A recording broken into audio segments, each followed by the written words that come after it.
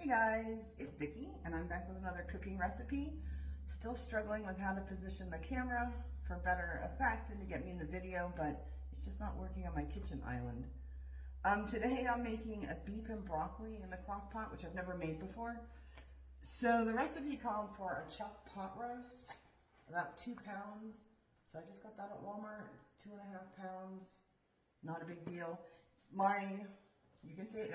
My beef is still pretty frozen. I find it makes it easier to cut the meat very thin if your meat's frozen. So I'm just cutting kind of paper thin pieces of meat. Already have a couple in here. After I get this all cut, I'm going to go ahead and I'm going to velvet the meat, and I'll show you how to do that. And so since this is 2.5 pounds, my recipe only calls for 2. I'm not going to cut the whole thing. The other, maybe like that much of it, I'm just going to cut into cubes and I'll use it for a beef stew. The meat has been cut up and I'm going to go ahead and velvet the meat. So I have 1/2 cup of water and we're going to use a teaspoon of baking soda in the water.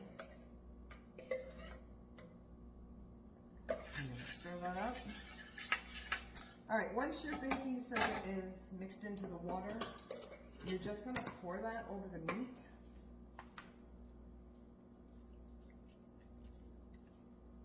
And you're going to have to get your hands wet and dirty, but you're going to massage that meat. You're going to massage that water into the meat. And after you do this for a little bit, you will not have, or you should not have, any water in your, whatever you're mixing it in, because the meat will have absorbed it with the baking soda.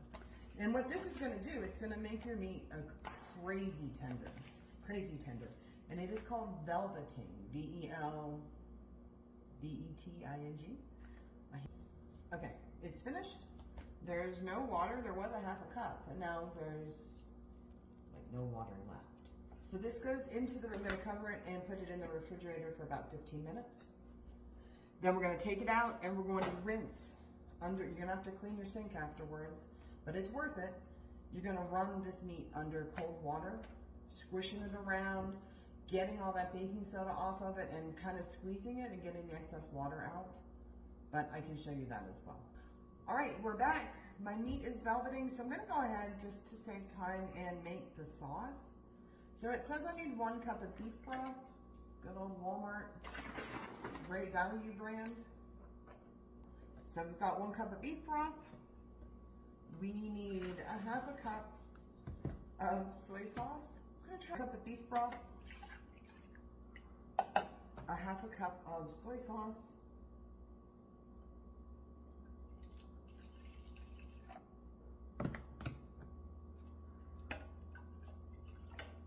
one tablespoon of sesame oil. Love sesame oil. Too much is bad, just the right amount is amazingly good. Garlic, we need 4 cloves of garlic. And then 1/4 cup of brown sugar. I'm hoping not to need it all, so I'm literally only going to add 2 tablespoons instead of 4. The meat has been velveting probably about 15 minutes, so I'm going to go ahead and start rinsing the meat. I'm going to use cool water. And again, you're going to have to get your hands dirty. Take just a little bit, rinse it under the water. Essentially, you're just trying to get all that baking soda off. And then it's going to be wet. I know this is a little gross maybe, but you have to squeeze it. Get as much of that liquid off as you can. Let's see how it works. Just kind of giving it a little bath down here. Remember, after you do this, or any kind of meat, be it chicken, pork, whatever, if you're doing it in your sink, you need to clean your sink afterwards. Lots of bacteria.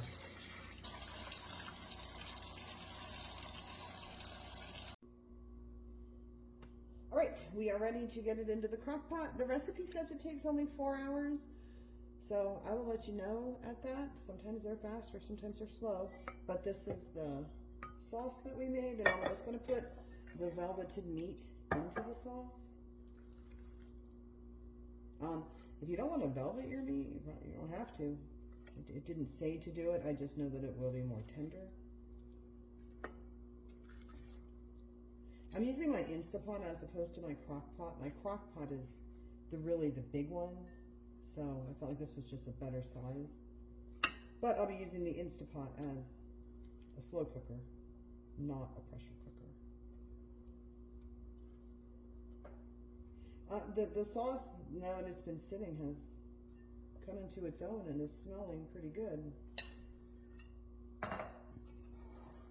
Right. And then at the end of the 4 hours, it says we will add in like some cornstarch to thicken it, the broccoli, that kind of thing, but I will come back to the video at that point. And so we're going to go ahead and let this cook.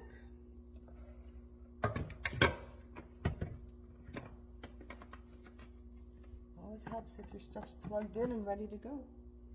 So slow cooker mode, medium, is it medium? Yeah, normal is what it's called on there. I was just going normal, and for 4 hours. The recipe said low for 4 hours. Make sure that your little valve is in the right direction so that you are not pressure cooking, and we'll be back. All right, we are at about 4.5 hours. The meat looks super good and yummy. So now I've already tested the temperature. It's over 165. We're gonna go ahead and add in the cornstarch and water to thicken, and then we'll add in the broccoli. So I made a cornstarch slurry, which was 4 tablespoons of water and 4 tablespoons of cornstarch. Mixed it up. Now I'm gonna go ahead and add it in. All right, our cornstarch is in. That will thicken.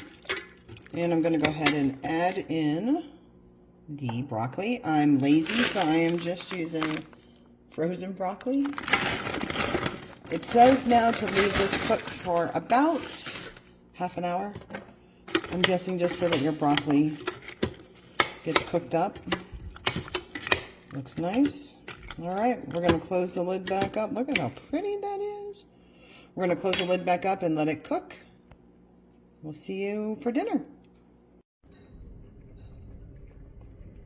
Okay, my husband already got his out. I'm going to get mine, and we're going to give it a taste. He said it tasted good, so we'll see. See you at dinner.